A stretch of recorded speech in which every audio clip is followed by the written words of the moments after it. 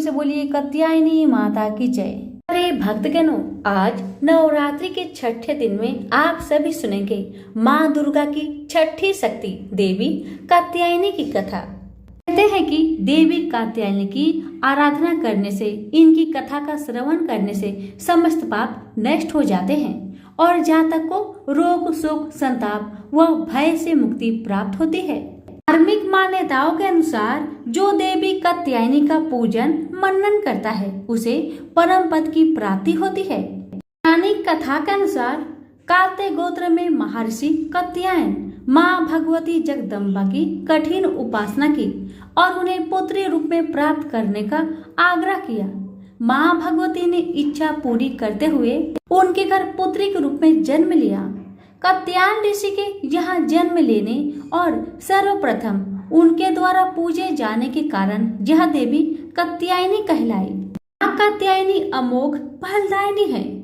वज्रमंडल की आदि शास्त्रीय देवी के रूप में प्रतिष्ठित है, क्योंकि भगवान कृष्ण को पति रूप में पाने के लिए वज्र की गोपियों ने इनकी पूजा की थी। कात्यायनी की पूजा करते समय इस मंत्र का जाप करें, ओम देवी कात्यायनी नमः। माता का प्रिय भोग माँ कात्यायनी को पूजन में शहद का भोग जरूर लगाना चाहिए। इससे माँ प्रसन्न होती है और भक्तों की सभी मनोकामनाओं को जल्दी पूर्ण करती है। प्राचीन काल में धरती पर दुर्गम नाम का एक दैत्य निवास करता था। वह बड़ा दुर्दांत और अत्याचारी था। बल भी उसके शरीर में अपरिमित था। वह जब जोर से हंसता था तो उसके मुख से अग्नि की चिंगारियां निकलती थी। दुर्गम ऋषि मुनियों और संतों पर अपना अधिकार स्थापित करना चाहता था। उन्हें अपने संकेत पर चलाना चाहता था, पर प्रयत्न करने पर भी उसकी यह इच्छा पूरी नहीं हो पाती थी। कारण यह था कि ऋषि मुनियों के पास वेदों का ज्ञान था, सिद्धियां थी। दुर्गम जब भी आक्रमण करता था वह उनकी सिद्धियों और शक्तियों से पराजित हो जाता था। उसने सोचा कि जब तक ऋषियों मुनियों के पास वैद रहेंगे वह उन पर आधिपत्य स्थापित नहीं कर सकेगा। किसी प्रकार उनसे वैद छीन लेने चाहिए। यह सोचकर वह वेद प्राप्त करने के लिए ब्रह्मा जी की तपस्या करने लगा। तप करते करते 100 वर्ष बीत गए। उसकी कठिन तपस्या को देखकर ऋषि मुनि भयभीत हो उठे। वेदों के पंडित कांपने लगे। उन्होंने एक साथ मिलकर दुर्गम के तप को भंग करने का बड़ा प्रयत्न किया, पर दुर्गम हिमालय की तरह अपने स्थान पर अडिग बना रहा। दुर्गम ने अविचलित रूप से 1000 वर्षों तक तप किया। आखिर ब्रह्मा जी का आसन हिला। उन्होंने प्रकट होकर दुर्गम से कहा, वत्स, मैं तुम्हारी तपस्या से प्रसन्न हूँ, बोलो तुम्हें क्या चाहिए। दुर्गम ने ब्रह्मा जी को प्रणाम करते हुए कहा, भगवान, यदि आप मेरी तपस्या से प्रसन्न हैं तो मुझे वेद चाहिए। ब्रह्मा जी वरदान देकर चले गए। वेद दुर्गम के पास आ गए।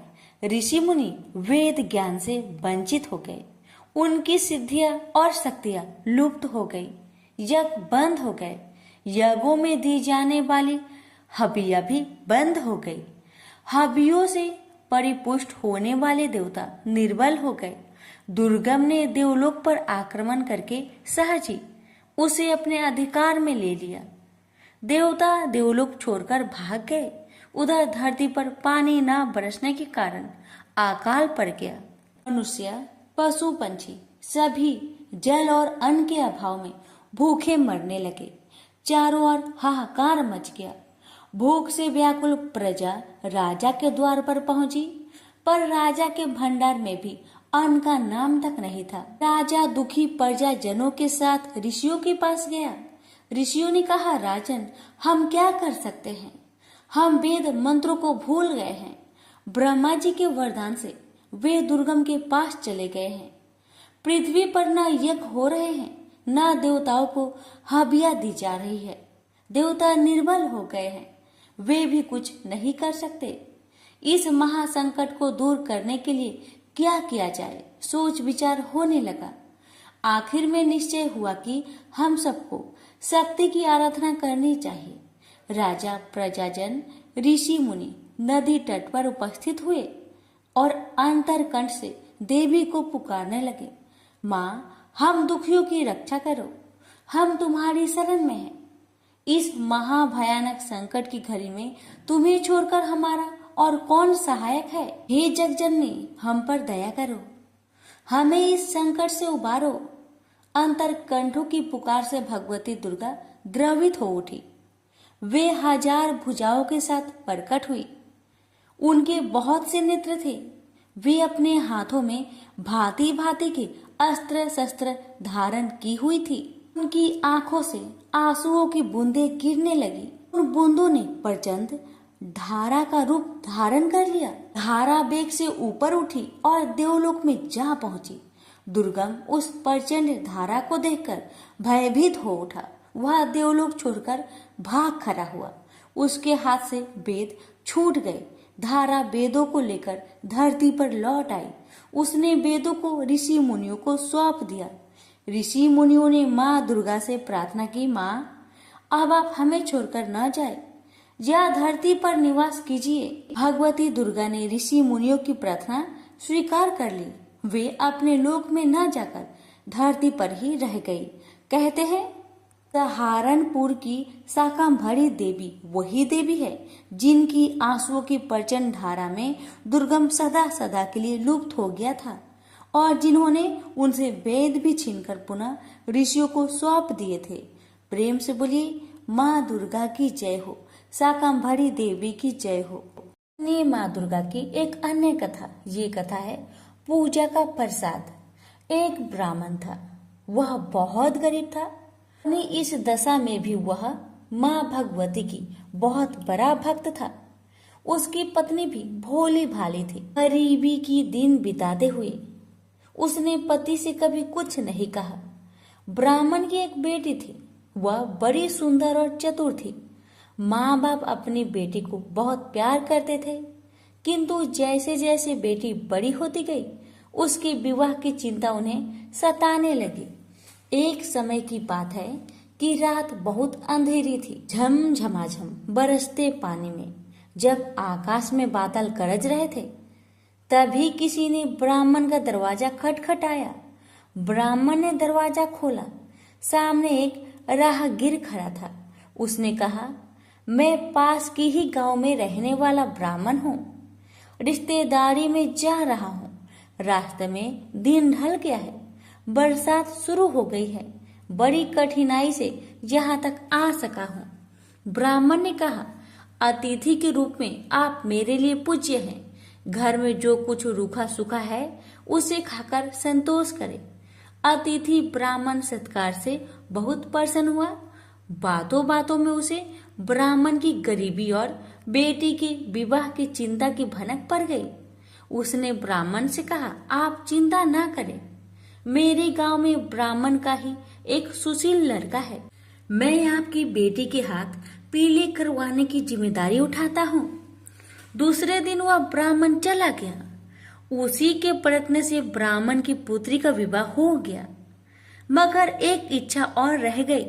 माँ दुर्गा देवी की पूजा हो जाती और घर पर 2-4 ब्राह्मण भोजन कर लेते तो कितना अच्छा होता। ब्राह्मण बोला, मेरे मन में भी यह बात थी। विवाह के बाद बेटी को भी नहीं भुला पाए। माँ दुर्गा की पूजा के बहाने उसे भी बुला लेते। नवरात्रि आ रहे हैं, मगर पूजा यूं थोड़ी ही होती है। पैसे तो चाहिए था, कहाँ से लाऊं पैसा। पत्नी बोली, मन में संकल्प है तो काम अवश्य पूरा होगा। माँ दुर्गा की कृपा होगी। तुम जाकर भगवती दुर्गा की मूर्ति लेकर आओ। पत्नी की बात सुनकर ब्राह्मण का उत्साह जाग उठा। वह एक मूर्तिकार के पास गया। मूर्ति का दाम पूछा तो चौक पड़ा। मूर्ति महंगी थी। ब्राह्मण निराश होकर लौटने लगा। मूर्तिकार सज्जन व्यक्ति था। वह ब्राह्मण की व्यवस्था तार गया। बोला, निराश ना हो, लाओ, तुम्हारे पास जितने पैसे हो मुझे दे दो और मूर्ति ले जाओ। ब्राह्मण सुनकर सोच में पड़ गया। जेब टटोली, उसमें केवल 1 रुपया था, जबकि मूर्ति 10 रुपए की थी। परंतु मूर्तिकार ने उससे 1 रुपए में ही दुर्गा माता की मूर्ति दे दी। घर आकर पत्नी को दुर्गा की मूर्ति दिखाई, लेकिन उस समय पत्नी बीमार थी। ब्राह्मण अकेले ही तैयारी में जुट गया। पत्नी ने कहा, पूजा शुरू होने से पहले बेटी को ससुराल से लेकर आ जाना। ब्राह्मण तुरंत अपनी बेटी को लेने चल दिया। ब्राह्मण अपनी बेटी के ससुराल पहुंचा। बहू के पिता को खाली हाथ देखा तो उसकी सास भड़क गई और बहू को नहीं भेजा। अपनी गरीबी पर ब्राह्मण को आज पहली बार बहुत दुख हुआ। वह गांव के बाहर आया, एक पेड़ के नीचे बैठकर देर तक रोता रहा। तभी उनके कानों में आवाज आई, पिताजी चलिए, मैं आ गई। बड़ी मुश्किल से सास ने भेजा है। ब्राह्मण ने आंखें उठाकर देखा, उसकी लड़की सामने थी। घर आकर ब्राह्मण, ब्राह्मणी और उसकी बेटी ने बड़ी श्रद्धा से देवी की पूजा की। किसी तरह जुगाड़ करके देवी के प्रसाद लिए, कुछ फल और दूसरी सामग्री जुटा ली। परंतु समस्या थी कि इतने कम प्रसाद से काम कैसे चलेगा। ब्राह्मण की बेटी ने कहा, पिताजी आप चिंता ना करें, जिसे चाहे बुला लीजिए। देवी का प्रसाद मैं स्वयं अपने हाथों से बांटूंगी। धड़कते दिल से ब्राह्मण ने आस पड़ोस के लोगों को बुला लिया। पूजा की समाप्ति पर लड़की ने प्रसाद बांटा। ब्राह्मण और उसकी पत्नी देखकर आश्चर्यचकित रह गई कि प्रसाद कम नहीं हुआ, बल्कि प्रसाद पर्याप्त मात्रा में बच रहा था। दूसरे दिन ब्राह्मण सवेरे उठा, नहा धोकर देवी की पूजा में रखे जल के घड़े की ओर चला। वह उसे ले जाकर देवी की मूर्ति के साथ नदी में विसर्जन करना चाहता था। जैसे ही ब्राह्मण घड़े के पास आया, उसने देखा कि उसकी लड़की घड़े से पानी लेकर पी रही है। यह देखकर ब्राह्मण क्रोध से बोला, तूने पूजा का जल ही अपवित्र कर दिया। माँ दुर्गा अवश्य नाराज हो जाएगी। मैं उन्हें मनाने के लिए पूजा करता हूँ और तुम तो बर्बाद ही कर दी। इससे अच्छा तुम ससुराल में रहती तो ही अच्छा था। इतना कहकर ब्राह्मण फिर से पूजा में बैठ गया। लड़की अपनी बीमार माँ के पास आई और बोली, माँ अब मैं वापस ससुराल जा रही हूँ, तुम बिल्कुल ठीक हो जाएगी, चिंता मत करना। कुछ देर बाद ब्राह्मण पूजा से उठा। अब उसको अपनी गलती पर बहुत पछतावा हो रहा था। उसने अपनी बिटिया रानी को क्यों डांटा, मुझे नहीं डांटना चाहिए था। तभी पत्नी फटाक से बिस्तर से उठकर आई और बोली, बिटिया को क्या कहा? मेरी बिटिया तो चली गई, प्रसाद भी नहीं ले गई। ब्राह्मण ने कहा, बस क्या बताओ, मुझसे गलती हो गई। तुम खाट से उठकर यहाँ क्यों चली आई? जाकर आराम करो, तुम्हारा तबीयत खराब है ना? पत्नी बोली, नहीं, मैं अब बिल्कुल ठीक हूँ। देखो मेरा बुखार भी नहीं है और मुझे कमजोरी भी नहीं लग रही है। तुम प्रसाद के कुछ फल ले जाओ और मेरी बेटी के ससुराल में देकर आओ। पत्नी की बात सुनकर ब्राह्मण देवी की पूजा का फल लेकर तुरंत घर से निकल गया और बेटी के ससुराल में पहुंचा। बेटी से जाकर कहा, अरे तुम नाराज होकर चली आई, तुम प्रसाद भी लेकर नहीं आई। बेटी, माँ बाप से कोई इस तरह नाराज नहीं होता है। पिता की बात सुनकर बेटी ने कहा, पिताजी मैं तो यही थी, आपके साथ गई ही नहीं। लड़की बोली, अब ब्राह्मण का सर चकरा गया। ब्राह्मण ने सारी बात अपनी बेटी को बताई। यह सुनकर सभी चकित रह गए थे। ब्राह्मण बोला, वह और कोई नहीं, माँ दुर्गा ही थी। माँ ने अपने घड़े का जल स्वयं ही पी लिया था, अपनी पूजा का फल स्वयं ही खाए। मैं तो धन्य हो गया। ससुराल वाले भी लज्जित थे कि उन्होंने बहू को उसके मायके में नहीं भेजा। प्रेम से बोलिए माता रानी की जय। सुनिए एक अन्य कथा। ये कथा है माँ दुर्गा से जुड़ी रेवती नक्षत्र की कथा। प्राचीन काल में ऋषित्वक नाम का एक मुनि थे। उनकी बुद्धि बड़ी विलक्षण थी। उनके यहाँ समयानुसार पुत्र उत्सव हुआ। रेवती का चौथा चरण गंडात होता है, उसी में उस बालक की उत्पत्ति हुई। मुनि ने उस लड़के की जात कर्म आदि सभी क्रियाएं सविध संपन्न की थी। चूड़ाकरण और उपनयन आदि संस्कार भी संपन्न किए। महात्मा ऋतुवाक के यहाँ जब से उस पुत्र का जन्म हुआ, तभी से वे रोग और शोक से चिंतित रहने लगे। क्रोध और लोभ उन्हें सदा घेरे रहते थे। माता की भी यही स्थिति हो गई। उसे निरंतर अनेक रोग सताने लगे। वह उदास होकर चिंता में डूबी रहती थी। वह लड़का भी उद्दंड हो गया।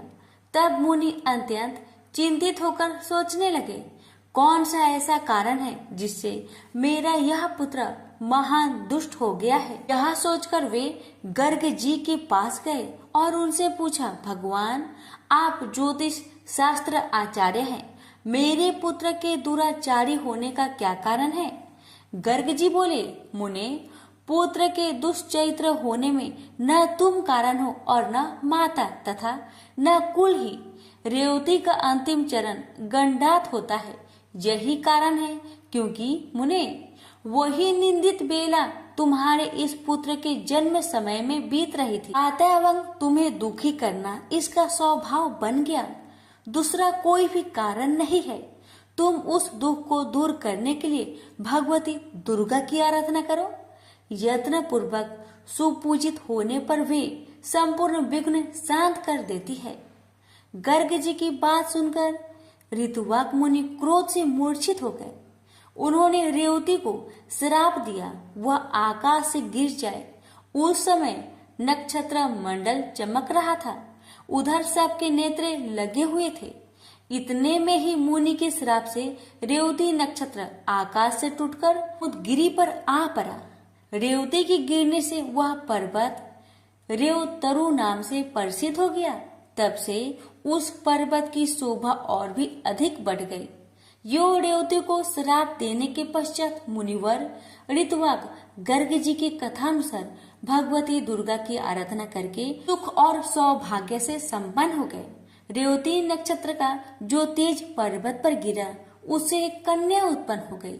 जगत में अनुपम सुंदरी होकर वह दूसरी लक्ष्मी की भांति शोभा पाने लगी। रेवती के तेज से प्रकट होने वाली उस कन्या पर मुझ ऋषि की दृष्टि पड़ी। उसे देखकर वे प्रसन्न हो गए और उसका नाम रेवती रख दिया। महर्षि परमुज का आश्रम कुमुदगिरी पर था। उस कन्या को वे अपने स्थान ले आए और पुत्री की भांति धर्म पूर्वक उसके पालन पोषण की व्यवस्था कर दी। जब कुछ समय बाद वह सुंदर कन्या युवती हो गई, तब उसे देखकर कौन इसके योग्य वर होगा, ये मुनि विचार करने लगे। बहुत खोजबीन करने पर भी उस कन्या के अनुरूप वर पाने में उन्हें सफलता न मिल सकी। तब वे अग्निशाल में जाकर अग्निदेव की उपासना करने लगे। अग्निदेव प्रसन्न हुए और कन्या के वर के विषय में मुनि से बोले, मुने, सदा धर्म में तत्पर रहने वाले पराक्रमी शूरवीर प्रिय भाषी तथा युद्ध में पीछे न हटने वाले राजा दुर्दम इसके पति होंगे। अग्निदेव की बात सुनकर मुनि प्रसन्न हुए। उसी समय संयोगवश राजा दुर्गम शिकार खेलने के बहाने परमुच ऋषि के आश्रम में आए। जब वह आश्रम के भीतर गए, तब उन्हें मुनि दिखाई न पड़े। अतः उन्होंने उस कन्या रेवती को बुलाया और संबोधित करके पूछा, प्रिय, महाभाग महर्षि कहाँ है? मैं उनके चरणों के दर्शन करना चाहता हूँ। कन्या बोली, महाराज, मुनिवर अभी अभी निकलकर अग्निशाला में गए हैं। कन्या की बात सुनकर राजा दुर्दम अग्निशाला के द्वार पर पहुंच गए। वे राजोचित वेशभूषा में थे। नम्रता से उनका मस्तक झुका हुआ था। उन पर मुनि की दृष्टि पड़ी। तब राजा ने मुनि को प्रणाम किया। मुनि ने अपने एक शिष्य से कहा, गौतम, अर्घ्य उपस्थित करो। ये राजा अर्घ्य पाने के अधिकारी है, क्योंकि बहुत दिनों में इनका आगमन हुआ है। और खास बात तो यह है कि यह हमारे जमाता है। यह कहकर मुनि ने उन्हें अर्घ्य दिया और राजा ने उसे स्वीकार भी कर लिया। राजा दुर्दम अर्घ्य आदि के पश्चात आसन पर विराजमान हुए। मुनि ने आशीर्वाद देकर उन्हें संतुष्ट किया और कुशल पूछी। कहा, राजन, तुम्हारी सेना खजाना, त्रिमंडली, भृत्य वर्ग, मंत्री वर्ग, देश नगर और स्वयं आत्मा में किसी प्रकार की अशांति तो नहीं है? तुम्हारी पत्नी की तो कुशल पूछनी ही नहीं है, क्योंकि वह तो मेरे यहाँ ही ठहरी हुई है। इसी से मैंने उसका समाचार नहीं पूछा। राजा ने कहा, भगवान आपकी कृपा से सर्वत्र कुशल है, पर मुझे यह बहुत आश्चर्य हो रहा है कि आपने मुझे जमाता कहा है, अतः मेरी कौन सी पत्नी आपके यहाँ है? मुनि बोले, राजन, जो जगत में आदित्य सुंदरी है वह रेवती नाम की तुम्हारी पत्नी यहाँ है। वह किसी प्रकार तुम्हारी भर्व हुई, यह रहस्य तुम नहीं जानते। राजा ने कहा, प्रभु की सुभद्रा आदि भार्याएं घर पर है, उन्हीं को मैं जानता हूँ। रेवती के संबंध में तो मैं कुछ भी नहीं जानता। मुनि बोले, राजन, तुमने अभी जिसे प्रिय शब्द से संबोधित किया है वही तुम्हारी प्रेयसी भार्या है। एक क्षण भी तो नहीं हुआ तुम इसे भूल गए। राजा ने कहा, मुने, आप जो कह रहे हैं वह ठीक है, मैंने वैसे ही प्रिय शब्द कहकर बुलाया। में मेरी कोई भी कुतिजत भावना नहीं थी। इस संबंध में आप मुझ पर अप्रसन्न न हो। मुनि बोले, राजन, तुम ठीक कहते हो, तुम्हारे मन में कोई बुरा विचार नहीं है। तो अग्निदेव की प्रेरणा से तुम्हें ऐसे शब्द का उच्चारण करना पड़ा। इस कन्या के पति कौन होंगे? यह बात अभी मैंने अग्निदेव से पूछी थी। उन्होंने कहा है, राजा दुर्दम कन्या के स्वामी होंगे। इसे कोई नहीं टाल सकता। इसलिए राजन, मैं यह कन्या तुम्हारी सेवा में समर्पित करता हूँ। इसे स्वीकार करो। तुमने इसे प्रिय शब्द से संबोधित किया था। विषय में तो कुछ विचार ही नहीं करना चाहिए। मुनि की बात सुनकर राजा चुप हो गए। अब मुनि उनके विवाह की विधि संपन्न करने की व्यवस्था करने लगे। पानी ग्रहण संस्कार करने के यत्न में संलग्न मुनि को देखकर कन्या ने कहा, पिताजी, उचित तो यह है कि आप मेरा विवाह रेवती नक्षत्र में ही करने की कृपा करें। मुनि बोले, बत्से, अनेकों विवाहिक नक्षत्र हैं, फिर रेवती नक्षत्र में ही क्यों विवाह करें? रेवती तो इस समय नक्षत्र मंडल में है भी नहीं। कन्या ने कहा, रेवती से भिन्न नक्षत्र मेरा विवाह संस्कार सुमोचित न होगा, अतएव मैं आपसे प्रार्थना करती हूँ, इस नक्षत्र में ही मेरी विवाहिक रस्में संपन्न करने की कृपा करें। मुनि बोले, बहुत समय पहले ऋतुवाक मुनि ने रेवती को नक्षत्र मंडल से नीचे गिरा दिया था। अब वहाँ स्थान नहीं रहा है। फिर उसी नक्षत्र में विवाह करने के लिए तुम क्यों जोर दे रही हो? कन्या बोली, क्या केवल ऋतुवाक मुनि ने ही तपस्या की है? मन, वाणी अथवा कर्म से ऐसी तपस्या करने की क्या आप में योग्यता नहीं है? आप तो जगत की रचना करने में समर्थ हैं। मैं आपका तपबल खूब जानती हूँ, अतः आप रेवती को नक्षत्र मंडल में पुनः स्थापित करके उसी नक्षत्र में मेरा विवाह कीजिए। मुनि बोले, तुम्हारा कल्याण हो, तुम जैसा कहती हो ऐसा ही होगा। मैं तुम्हारे लिए आज ही रेवती नक्षत्र को शुभ मार्ग में स्थित करके उसी नक्षत्र में तुम्हारा विवाह संस्कार संपन्न करूंगा। यह कहकर मुनि ने अपनी तपस्या के प्रभाव से उसी समय रेवती को नक्षत्र मंडल में पूर्ववत स्थापित कर दिया। फिर उसी नक्षत्र में वैवाहिक विधि के अनुसार मुनि ने राजा दुर्दम को वह रेवती नामक कन्या सौंप दी। विवाह कर देने के पश्चात मुनि ने राजा से कहा, वीर, तुम्हें क्या पाने की इच्छा है, कहो, उसे मैं पूर्ण करने को उद्धत हूँ। राजा बोले, मुनिवर, मैं स्वयं भू मनु का वंशक हूँ। आपकी कृपा से मुझे मनुवंतर का आदि शास्त्र पुत्र प्राप्त हो, यह मेरी अभिलाषा है। मुनि ने कहा, राजन, यदि तुम्हारी इच्छा ऐसी है तो भगवती दुर्गा की आराधना करो, तब मनवंतर का स्वामी पुत्र तुम्हें अवश्य प्राप्त होगा। श्रीमद् देवी भागवत 5वां पुराण है। उसकी 5 आवृत्तियां श्रवण करने से तुम अपने मन के अनुसार पुत्र प्राप्त कर लोगे। इस रेवती के गर्भ से 5वां यानी रेवत नाम मनु उत्पन्न होगा। मुनि की यो कहने पर राजा ने उनके चरणों में मस्तक झुकाया और अपनी पत्नी को साथ लेकर वे अपने नगर को चले गए और राजगद्दी पर बैठकर उन्होंने शासन आरंभ कर दिया। एक बार महात्मा लोमश जी राजभवन में पधारे। राजा ने प्रणाम करके उनका स्वागत सत्कार किया और हाथ जोड़कर कहा, मुने, आप सर्वसमर्थ है। मुझे पुत्र पाने की इच्छा है, अतः आप श्रीमद देवी भागवत नाम का पुराण सुनाने की कृपा कीजिए। राजा की बात सुनकर लोमश जी बड़े प्रसन्न हुए और बोले, राजन तुम धन्य हो, तभी तो त्रिलोक जननी भगवती दुर्गा में तुम्हारी ऐसी भक्ति जागृत हो गई है। जो भगवती जगदम्बिका देवता, दानव और मनुष्य की परम आराध्य है, उनमें जब तुम्हारी भक्ति हो गई तब फिर तुम्हारा कार्य सिद्ध होने में क्या संदेह है। अतएव मैं तुम्हें देवी भगवत पुराण अवश्य सुनाऊंगा। उसके श्रवण मात्र से कोई भी पदार्थ पाने की इच्छा शेष नहीं रहती। यह कहकर लोमश जी ने शुभ मुहूर्त में कथा आरंभ कर दी।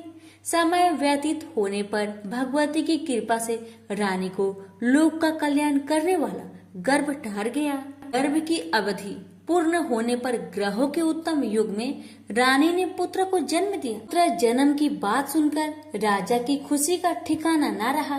फिर रेवत नाम से विख्यात वह बालक संपूर्ण क्रियाओं का परगामी, धर्मात्मा, धर्म का प्रवचन एवं अनुष्ठान करने वाला, परम पराक्रमी तथा अस्त्र बेताओं में सर्वश्रेष्ठ निकला।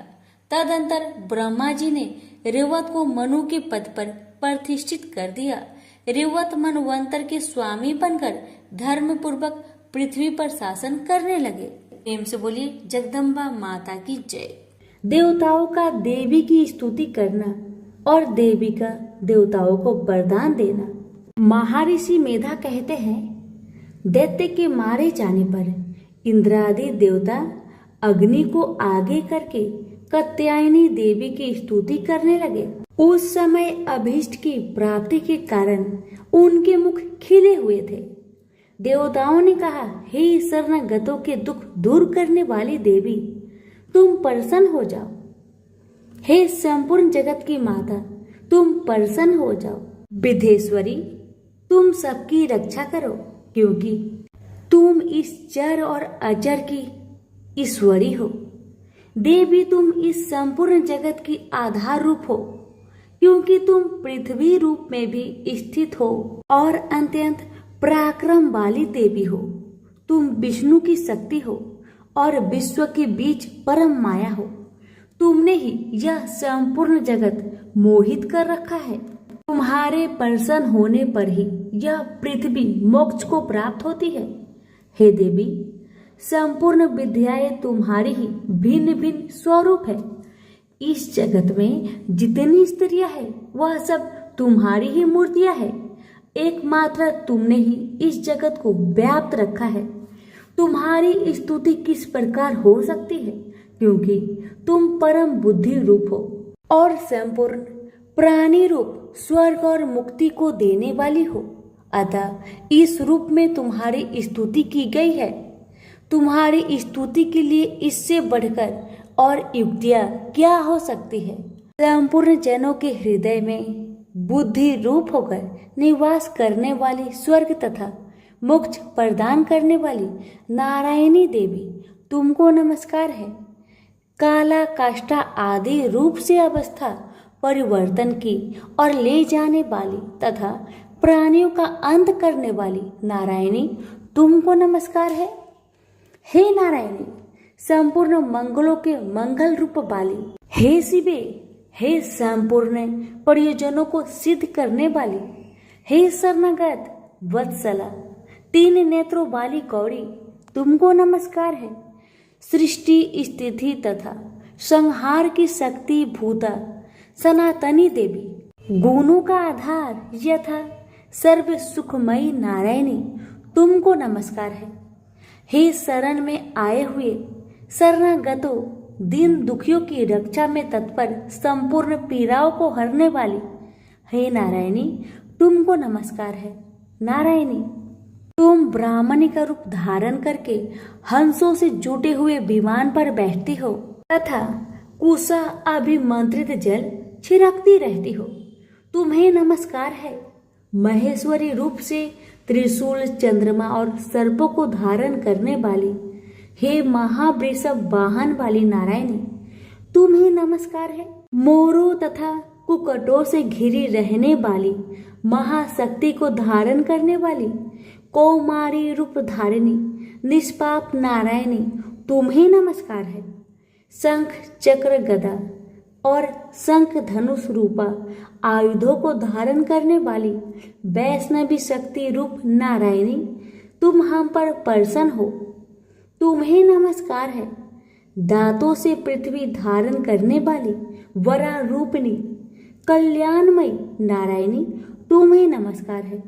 उग्र नरसिंह रूप दैत्यों को मारने वाली त्रिभुवन की रक्षा में संलग्न रहने वाली नारायणी तुम्हें नमस्कार है। मस्तक पर किरीट और हाथों में महावज्र धारण करने वाली सहस्त्र नेत्रों के कारण उज्जवल वृत्तासुर के प्राण हरने वाली ऐन्द्री हे नारायणी तुम्हें नमस्कार है। हे शिवदूती स्वरूप से दैत्यों की महासेना को नष्ट करने वाली, हे घोर रूप वाली, हे महाशब्द वाली, हे नारायणी तुम्हें नमस्कार है। दांतों के कारण विकराल मुख वाली मुंड माला से विभूषित मुंड मर्दिनी चामुंडा रूपा नारायणी तुम्हें नमस्कार है। लक्ष्मी लज्जा महाविद्या श्रद्धा पुष्टि स्वाधा ध्रुवा महारात्रि तथा महाविद्या रूप नारायणी तुमको नमस्कार है। मेधा सरस्वती सर्वोत्कृष्ट ऐश्वर्य रूपिणी बाबड़ी तामसी नियंता तथा ईसा रूपिणी नारायणी तुम्हें नमस्कार है। सर्व स्वरूप सर्वेश्वरी सर्वशक्ति युक्त हे देवी हमारी भय से रक्षा करो, तुम्हें नमस्कार है। हे कात्यायनी तीनों नेत्रों से भूषित यह तेरा सौम्य मुख सब तरह के डरों से हमारी रक्षा करे, तुम्हें नमस्कार है। हे भद्रकाली ज्वालाओं के समान भयंकर अति उग्र और संपूर्ण असुरों को नष्ट करने वाला तुम्हारा त्रिशूल हमें भयों से बचाए, तुमको नमस्कार है। हे देवी जो आपने शब्द से इस जगत को पूरित करके दैत्य की तेज को नष्ट करता है, वह आपका घंटा इस प्रकार हमारी रक्षा करे जैसे कि माता अपने पुत्र की रक्षा करती है। हे चंडिके असुरों के रक्त और चर्बी से लथपथ जो आपकी तलवार है वह हमारा मंगल करे, हम तुमको नमस्कार करते हैं। हे देवी तुम जब प्रसन्न होती हो संपूर्ण रोगों को नष्ट कर देती हो और जब रुष्ट हो जाती हो तो संपूर्ण वांछित कामनाओं को नष्ट कर देती हो। जो मनुष्य तुम्हारी शरण में आते हैं उन पर कभी विपत्ति नहीं आती, बल्कि तुम्हारी शरण में गए हुए मनुष्य दूसरों को आश्रय देने योग्य हो जाते हैं। अनेक रूप से बहुत प्रकार की मूर्तियों को धारण करके दुष्ट धर्मद्रोही असुरों का तुमने संहार किया, वह तुम्हारे सिवा और कौन कर सकता है माता। चतुर्दश विद्याएं षष्ठ शास्त्र और 4 वेद तुम्हारी ही प्रकाश से प्रकाशित है, तुम में तुम्हारे ही वर्णन है। और जहाँ राक्षस विषैले सर्प शत्रुघ्न है वहाँ और समुद्र के बीच में भी तुम साथ रहकर इस विश्व की रक्षा करती हो। विधेश्वरी तुम विश्व का पालन करने वाली विश्व रूपा हो, इसलिए संपूर्ण विश्व को धारण करती हो। इसलिए ब्रह्मा विष्णु महेश की भी वंदनीय हो। जो भक्ति पूर्वक तुमको नमस्कार करते हैं वह विश्व को आश्रय देने वाले बन जाते हैं। हे देवी तुम प्रसन्न हो और असुरों को मारकर जिस प्रकार हमारी रक्षा की है ऐसे ही हमारे शत्रुओं से सदा हमारी रक्षा करती रहो। संपूर्ण जगत के पाप नष्ट कर दो और पापों तथा उनके फल स्वरूप होने वाली महामारी आदि बड़े बड़े उपद्रव को शीघ्र दूर कर दो। विश्व की पीड़ा को हरने वाली देवी शरण में पड़े हुए पर प्रसन्न हो। त्रिलोकी निवासियों की पूजनीय परमेश्वरी हम लोगों को वरदान दो। देवी ने कहा, हे देवताओं मैं तुमको वर देने के लिए तैयार हूँ। आपकी जैसी इच्छा हो वैसा वर मांग लो, मैं तुमको दूंगी। देवताओं ने कहा, हे सर्वेश्वरी त्रिलोकी निवासियों की समस्त पीड़ाओं को तुम इसी प्रकार हरती रहो और हमारे शत्रुओं को इसी प्रकार नष्ट करती रहो। देवी ने कहा, वैवस्वत मनवंतर के 2800 युग में 2 और महाअसुर शुंभ और निशुंभ उत्पन्न होंगे। उस समय में नंद गोप के घर में यशोदा के गर्भ से उत्पन्न होकर विंध्याचल पर्वत पर शुंभ और निशुंभ का संहार करूंगी। फिर अत्यंत भयंकर रूप से पृथ्वी पर अवतरित होकर मैं बेवपरिचित नामक दानवों का नाश करूंगी। उस भयंकर महाअसुरों को भक्षण करते समय मेरे दांत अनार के पुष्प के समान लाल होंगे। इसके पश्चात स्वर्ग में देवता और पृथ्वी पर मनुष्य मेरी स्तुति करते हुए मुझे रक्त दंतिका कहेंगे।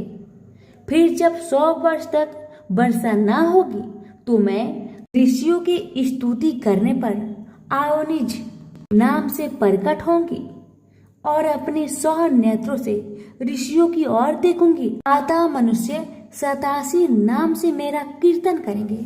उसी समय में अपने शरीर से उत्पन्न हो प्राणों की रक्षा करने वाले शाकों द्वारा सब प्राणियों का पालन करूंगी और तब इस पृथ्वी पर शाकंभरी के नाम से विख्यात होंगी। और इसी अवतार में मैं दुर्ग नामक महाअसुर का वध करूंगी और इससे मैं दुर्गा देवी के नाम से प्रसिद्ध होंगी। उसके पश्चात जब मैं भयानक रूप धारण करके हिमालय निवासी ऋषियों महाऋषियों की रक्षा करूंगी, तब भीमा देवी के नाम से मेरी ख्याति होगी। और जब फिर अरुण नामक असुर तीनों लोगों को पीड़ित करेगा, तब मैं असंख्य भ्रमरों का रूप धारण करके उस महादैत्य का वध करूंगी। तब स्वर्ग में देवता और मृत्यु लोक में मनुष्य मेरी स्तुति करते हुए मुझे ब्राह्मणी नाम से पुकारेंगे। इस प्रकार जब जब पृथ्वी राक्षसों से पीड़ित होगी, तब तब मैं अवतरित होकर शत्रुओं का नाश करूंगी। तो प्रेम से बोलिए, माँ दुर्गा की जय हो। यहीं पर हमारी दुर्गा सप्तशती पाठ 11वां अध्याय समाप्त हुआ।